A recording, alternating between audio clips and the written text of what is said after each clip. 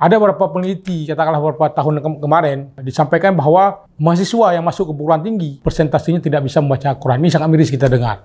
Maka saya pikir, silahkan subscribe, like, dan nyalakan loncengnya. Banda Aceh hari ini bersyukur kita sudah memiliki Kanun nomor 4 tahun 2020 tentang pendidikan diniyah. Kami ingin menceritakan sedikit kenapa kanun ini bisa lahir. Bahawa di pasca tsunami, itu gencang-gencangnya penakalan akidah terjadi di Aceh, khususnya di kota Banda Aceh. Sehingga di bawah kepimpinan wali kota Mawardinuddin dan almarhum dan juga Ibu Eliza, beliau mengampanyekan atau memprogramkan tentang pendidikan diniyah.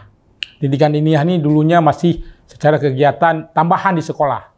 Jadi setelah itu lahirnya regulasi yang coba difasilitasi oleh DPRK Kota Banda Aceh, yaitu lahirnya Kanun nomor 4 tahun 2020 tentang pendidikan diniyah. Ada beberapa tujuan tentang pendidikan diniyah itu sendiri. Salah satu tujuannya adalah memperkuat nilai akidah dan akhlak daripada peserta didik. Yang kedua adalah peserta didik itu harus mampu membaca dan menulis Al-Quran. Saya pikir dua goal itu adalah menjawab permasalahan yang terjadi di tengah kita. Ada beberapa peneliti, katakanlah beberapa tahun kemarin, disampaikan bahawa mahasiswa yang masuk ke perguruan tinggi itu adalah persentasenya tidak bisa membaca Al-Quran. Ini sangat miris kita dengar. Maka saya pikir kalau kita kembali mulai dari sekolah menengah dasar, sekolah menengah pertama, untuk memformat agar bagaimana peserta didik ini mampu membaca Al-Quran, maka saya pikir Al-Quran itu akan memuming di Aceh dan juga di Banda Aceh khususnya. Selama ini kita melihat bahawa pelaksanaan pendidikan diniyah di Banda Aceh ini mulai dari tahun 2012 sampai sekarang. Dan saya pikir hari ini harus kita evaluasi. Karena setiap perkembangan zaman, evaluasi penting terhadap pelaksanaan kegiatan program. Jadi kami pikir Dinas Pendidikan itu harus totalitas untuk mengadopsi atau mengimplementasikan adalah isi daripada Kanun diniyah ini sendiri. Salah satunya adalah menyiapkan kurikulum. Kurikulum itu penting kami pikir.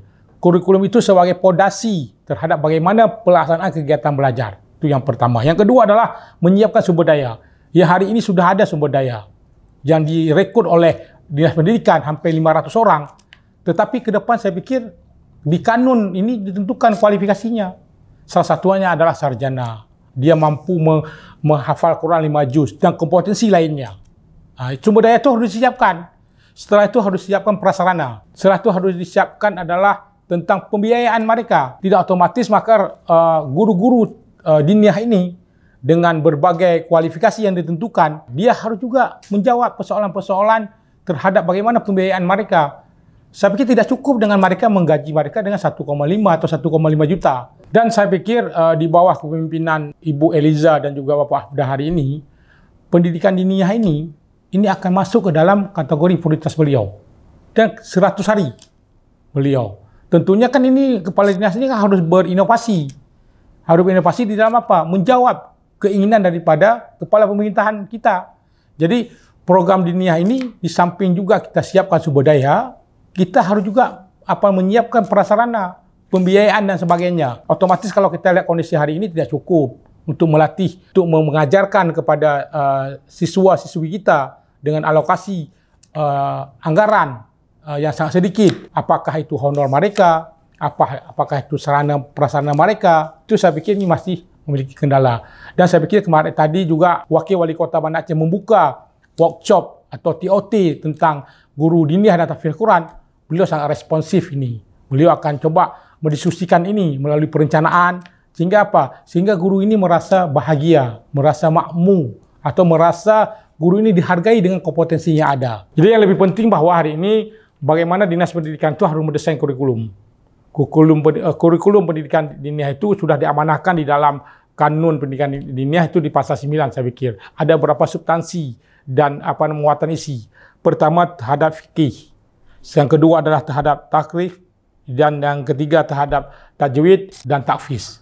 Ini saya pikir kalau ini betul-betul didesain kurikulum secara sempurna dengan melibatkan semua pihak, salah satunya melibatkan perguruan tinggi, maka saya pikir persoalan tentang baca tulis dan menghafal Al-Quran itu lebih mudah. Jika video ini bermanfaat untuk Anda, silakan subscribe, like, dan nyalakan loncengnya.